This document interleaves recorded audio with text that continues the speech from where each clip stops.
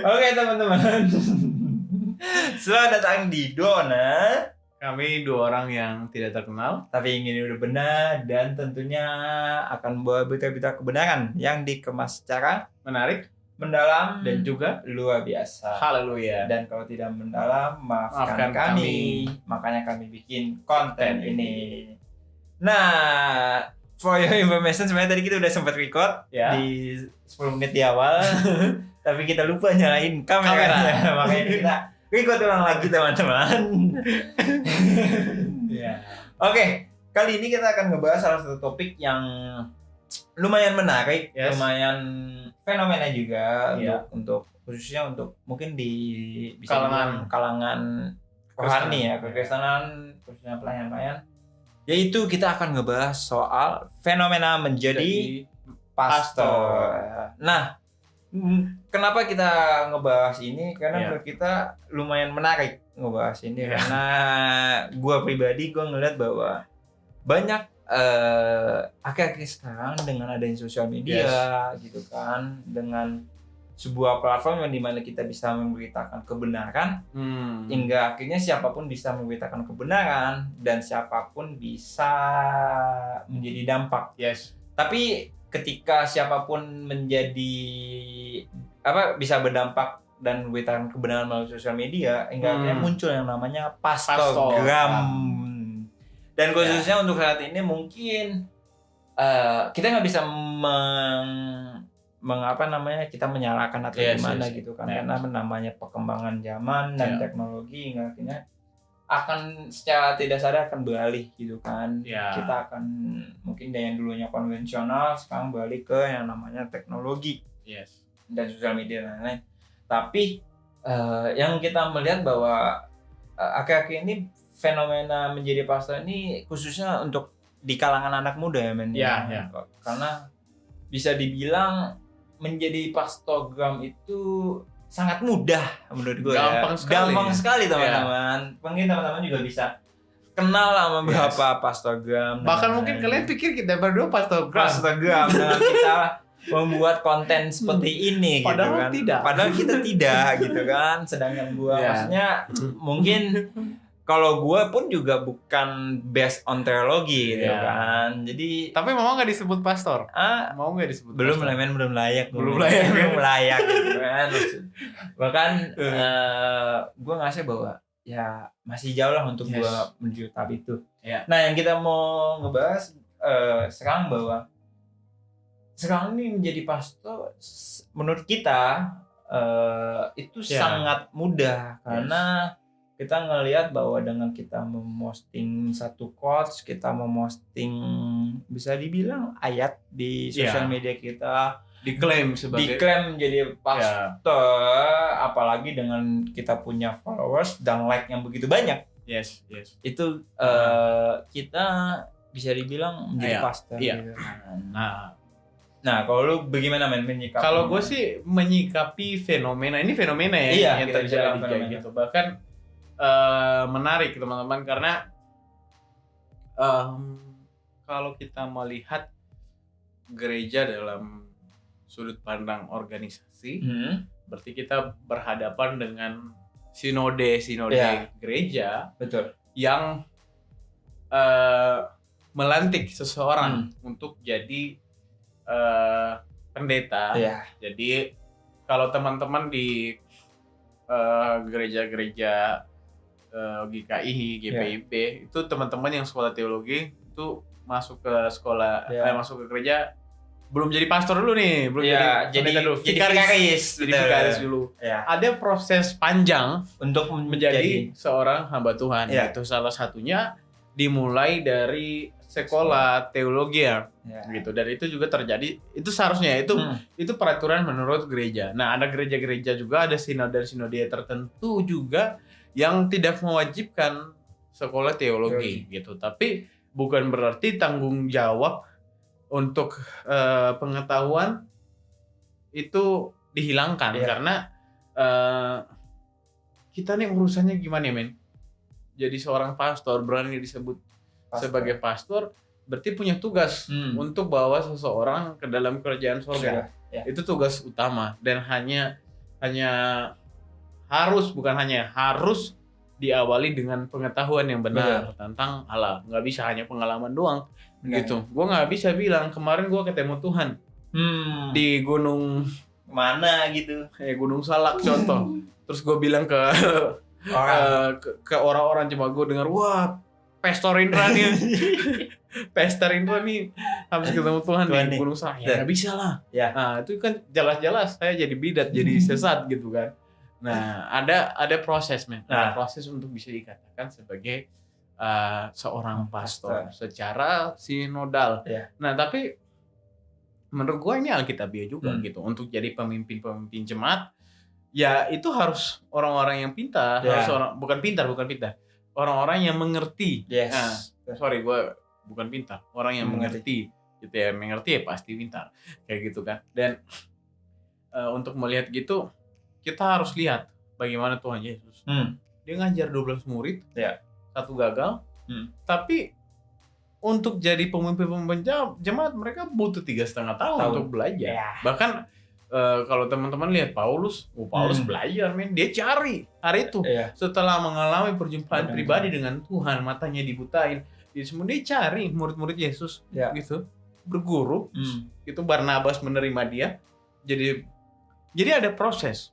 Tidak bisa tiba-tiba gue bikin coach, gue dapat followers, dan gue jadi pesta. Nah, nggak bisa.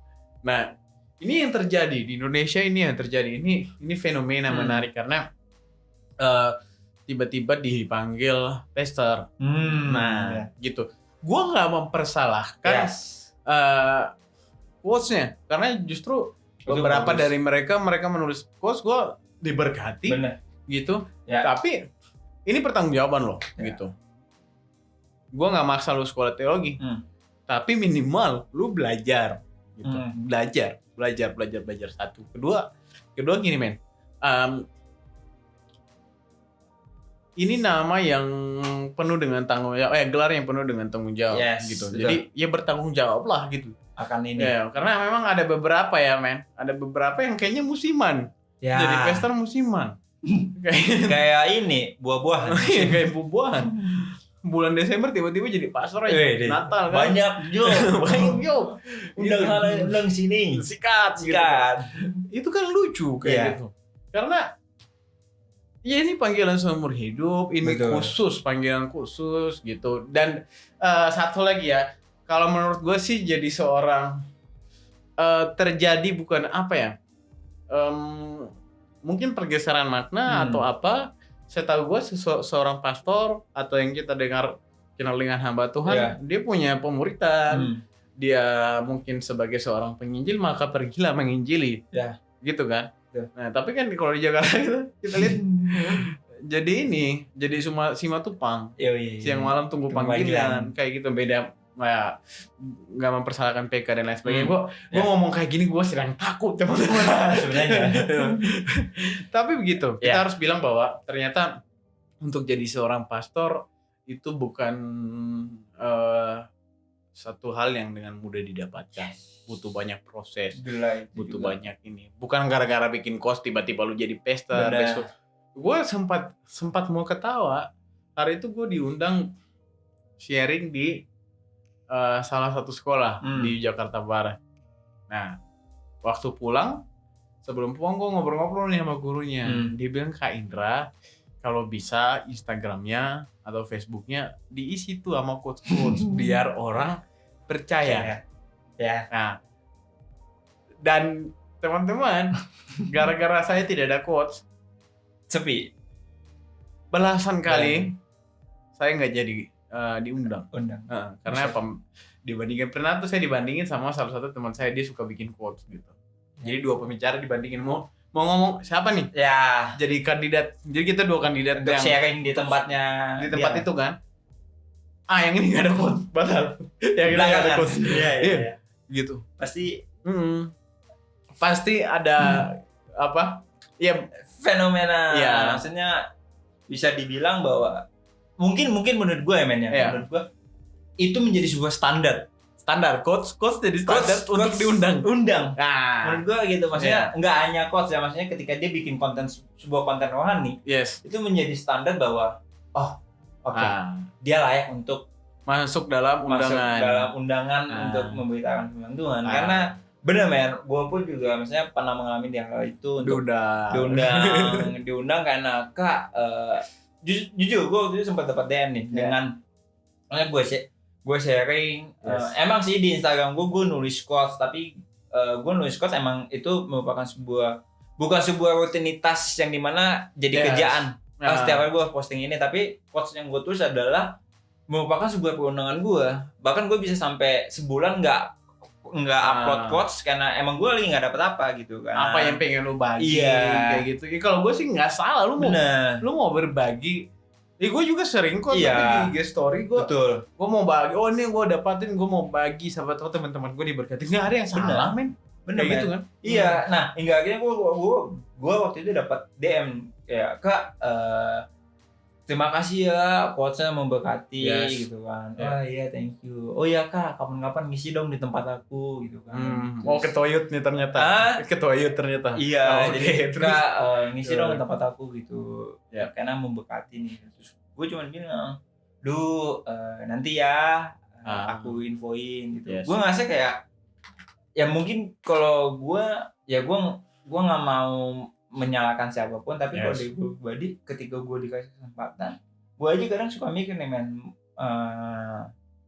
untuk mengambil hal itu ya, maksudnya ketika gue mengambil part of dalam artian ya pastor atau apapun itu nggak bisa sembarangan menurut gue kalau dari gue gitu kan. Gue ngerasa bahwa ya belajar sih bisa aja, maksudnya dengan Google udah banyak cara untuk kita bisa memahami gitu kan. Misalnya ngomongin konteks tentang kasih, tentang hubungan, dicari di Google pun semuanya bisa. Bahkan kita mau kaitin ayat apapun juga bisa gitu kan. Tapi menurut gua untuk mendapatkan gelar itu agak lumayan sulit. Bahkan ada nih mungkin beberapa teman, mungkin teman-teman pernah merasakan atau enggak juga, tapi seringkali kita ngerasa bahwa ketika kita dikasih kepercayaan satu nih, misalnya sharing di satu tempat nih, langsung tuh dapat ledekan, pastor nih, pastor Indra, pastor Yons, gila gitu kan. Padahal nggak semudah itu gitu kan. Jadi menurut gue nih, ya gue nggak bisa menyalahkan ini salah atau enggak, tapi agak gimana ya, maksudnya lumayan. Jadi yang tadi gue bilang men, bahwa sekarang orang diundang untuk khotbah, khususnya di kalangan anak muda nih, seringkali itu menjadi sebuah patokan, menjadi standar untuk lu cocok untuk melayani atau enggak gitu. Hingga akhirnya gue mikir bahwa sekarang pelayanan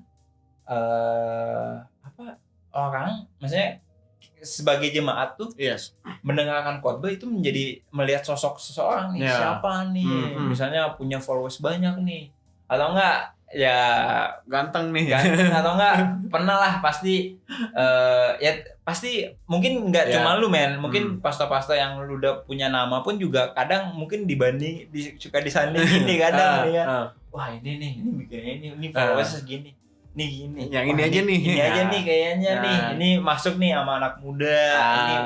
Ini kayaknya enggak deh gitu kan. Enggak, akhirnya menjadi sebuah framing gitu kan. Dalam kalau bisa dibilang dalam dunia pepastoran lah. Kalau gue sih men,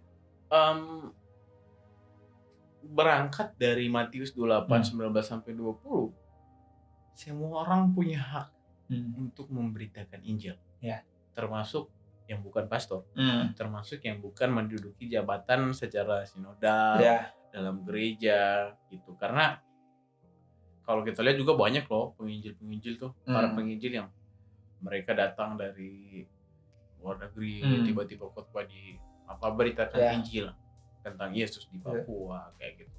Bahkan kan daerah Indonesia dimenangkan oleh penginjil, ya kan, kayak Papua tuh Otto Geisler, terus pada awal-awalnya masuk ke Indonesia tapi ikuti prosedur. Mereka penginjil bukan sembarangan penginjil juga. Mereka ada tahapan untuk jadi penginjil. Walaupun enggak ya it's okay. Cuman begini men. Perlu lah diperjelas kayak gitu kan. Terus sebagai pastor apa nih kayak gitu kan. Tiba-tiba udah pastorannya nih kayak gitu kan nih. Dari mana nih? 2 tahun lalu kayaknya enggak di sini nih. Gitu tiba atau enggak numpang. Kayak gitu.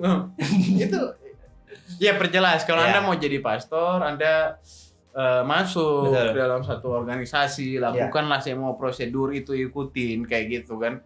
Anda ngajar nggak boleh sim tembak. Jadi pastor Anda tembak kayak gitu sama aja. Itu satu. Tapi yang kedua, ini pesan untuk orang-orang yang ngundang. Kalau teman-teman sih, ini bukan berarti gue bilang gue lebih berkualitas daripada mereka gitu. Tapi undanglah orang yang sesuai, maksudnya yang berkompeten nih. Lu mau ngomong tentang siapa nih? Misalnya tentang pemuritan. Oh, yang pemuritan yang kompeten ini nih. Pakailah dia kayak gitu untuk ngomongin hal itu. Jadi nggak bisa kayak cuman keren-kerenan doang kayak gitu. Karena kalau bisa dibilang fenomena ini terjadi di anak-anak muda ya, men.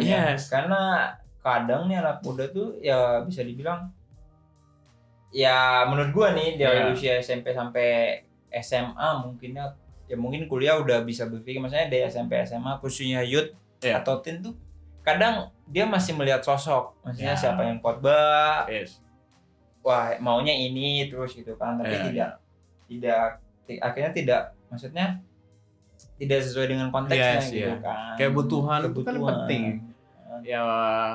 Apalagi kebutuhan khususnya kebutuhan sosial media. Ini balik lagi nih men, ngomongin soal fenomena pastor, ini akan balik lagi kepada di mana jemaat akan penuh atau tidak. Gitu kan, maksudnya khususnya di anak-anak muda pasti mungkin ketika salah satu pastor ini rame gitu kan, tiba-tiba pastor yang lain tiba-tiba kurang gitu, akhirnya menggunakan hal tersebut jadinya menurut gua menjadi supaya orang datang ini pakai pastor yang ini gitu kan. Ya ada lah teman kita juga yang bercerita bahwa itu kan, Kak gua mau ngundang ini dong pastor lo gitu kan. Kenapa?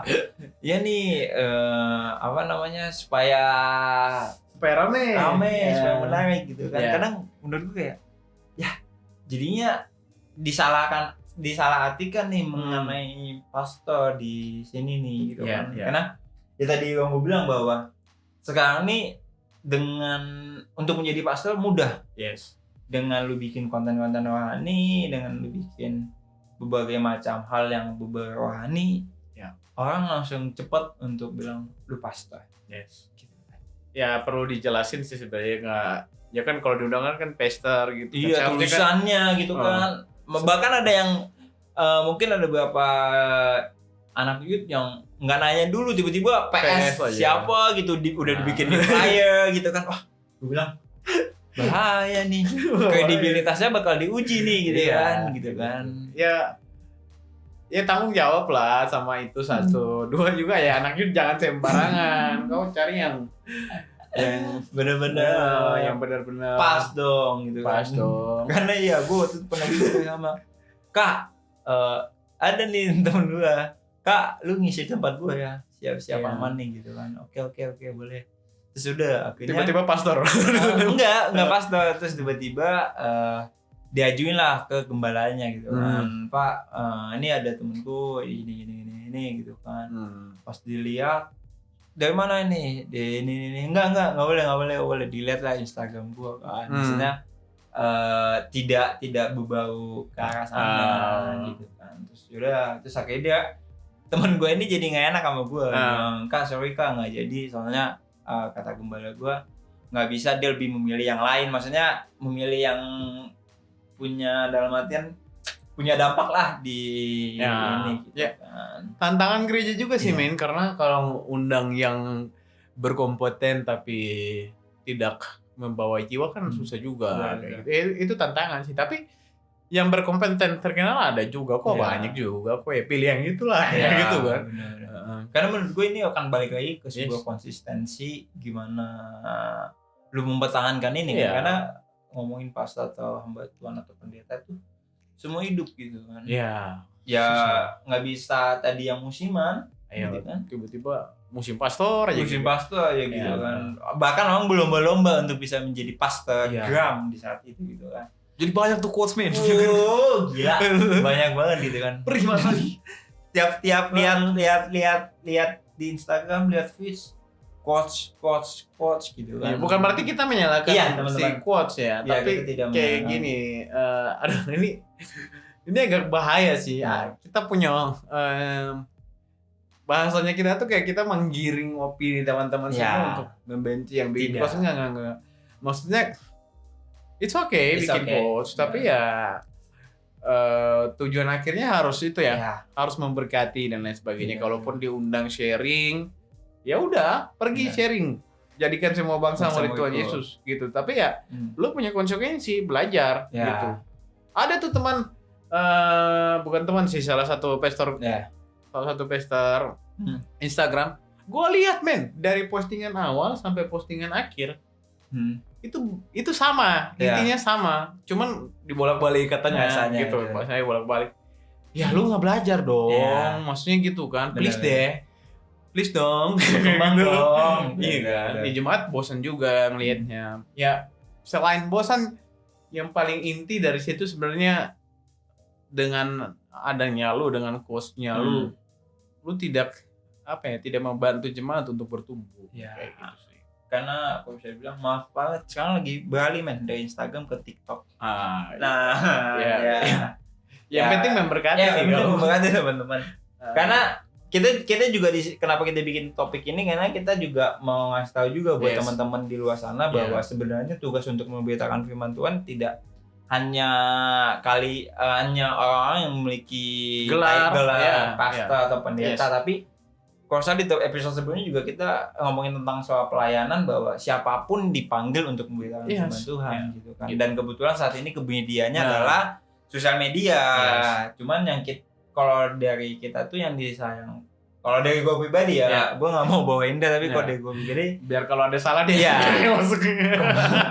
kalau menurut gue pribadi yang disayangkan bahwa maksudnya bukan ngomongin tentang kredibilitas, tapi belum, maksudnya masih segini tapi udah dikatakan pastor. Sebenarnya lebih ke situ gitu. Kita bakal ngebahas maksudnya fenomena jadi pastor tuh itu tuh. Jadi tidak sekolah teologi ya, karena gue belajar dari pengalaman gue gitu. Gue ngerasa gue sekolah seni dan kebetulan emang gue sering ikut pengajaran, ikut kelas gitu kan. Bukan berarti lu jadi pastor. Iya. Jadi dari gue melihat fenomena ini gitu, karena mungkin teman-teman yang ngeliat Instagram gua gitu kan terberkati dengan coach gua, hingga akhirnya banyak beberapa orang, bahkan temen gua juga bilang, wih ngeledekin, maksudnya bercanda-canda pastor Jones nih, wah nih calon pastor gitu kan. Gitu. Jadi lebih ke situ ya teman-teman.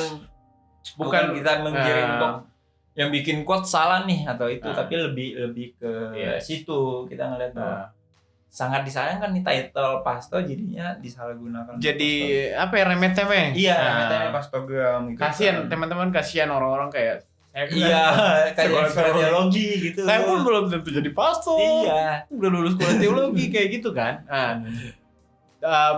Kalau saran gue sih yang punya panggilan untuk jadi hamba Tuhan, ya ikuti proses. Even lu nggak sekolah teologi, ya udah ikutin tuh proses masuk salah satu gereja. Gue mau jadi hamba Tuhan, apa yang harus gue lakukan, ada proses gitu. Jangan karena yang instan. Iya, yang kayak gue bilang tadi men, lu ngajar orang untuk gak nembak SIM, lu nembak jadi pastor. Kayak gitu itu kan lucu. Kayak gitu lu ngajar orang untuk jujur, lu sendiri gak jujur sama kehidupan lu berkaitan dengan pastor itu kan lucu. Jadi kayak gitu tuh satu. Kedua sih emang belajar gitu. Ketika siap jadi pastor ya belajar gitu.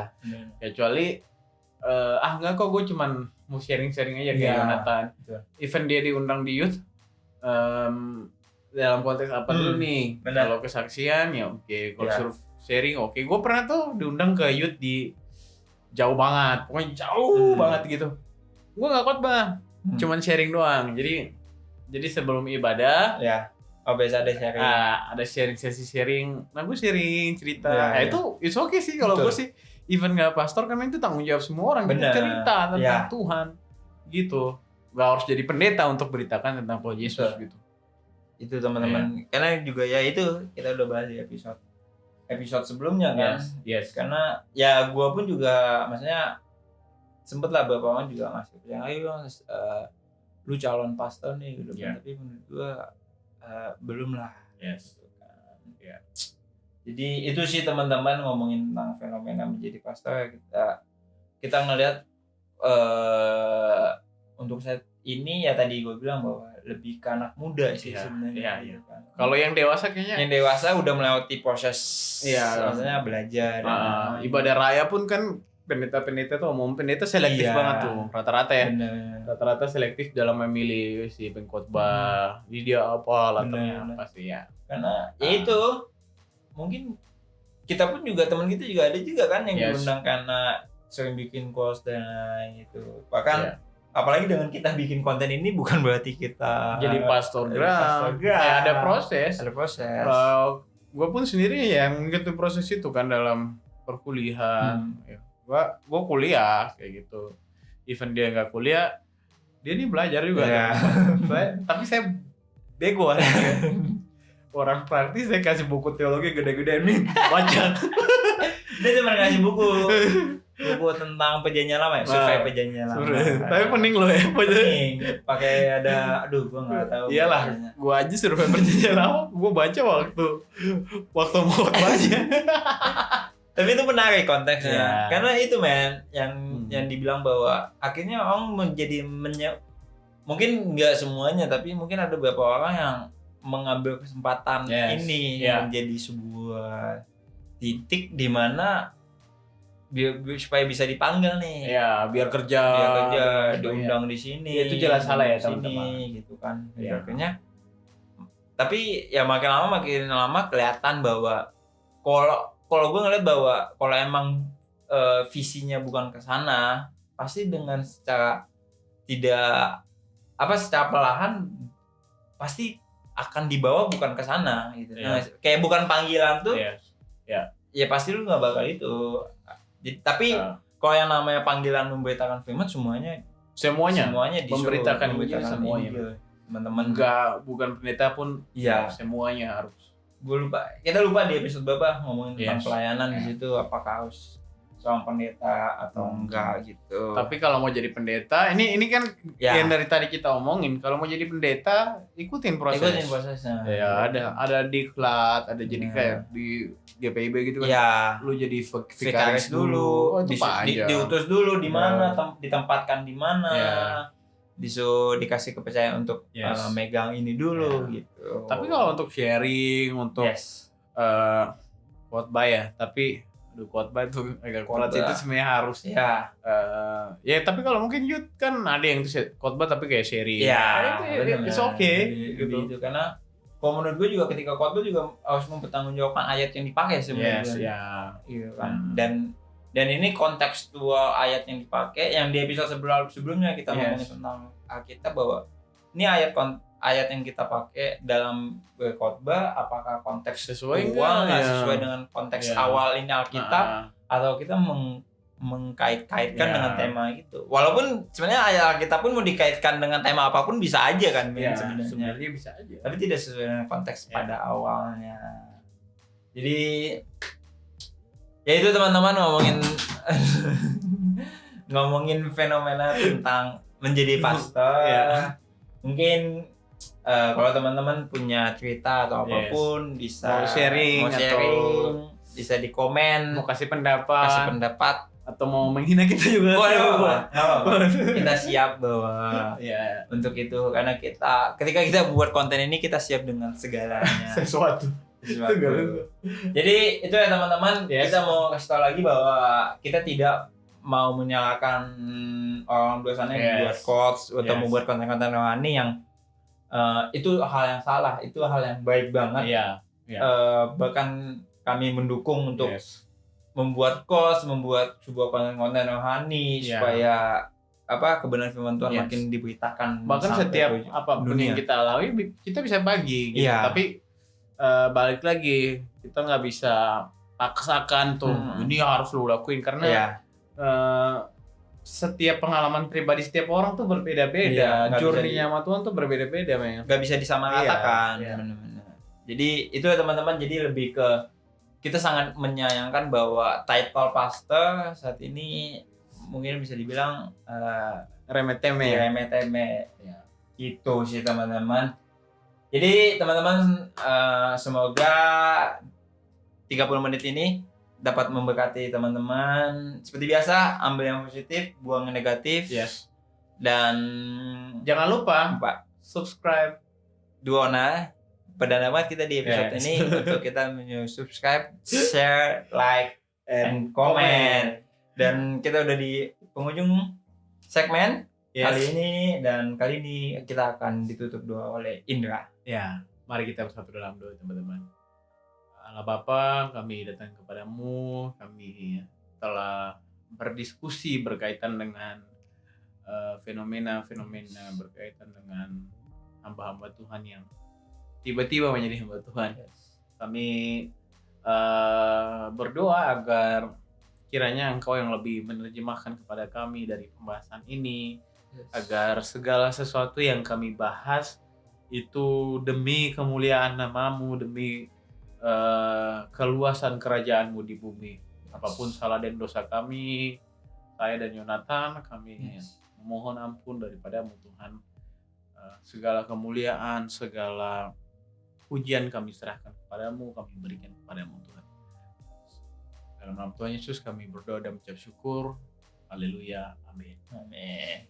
Oke teman-teman, thank you banget sudah menonton, dan sampai jumpa di episode selanjutnya. Bye-bye. Oke.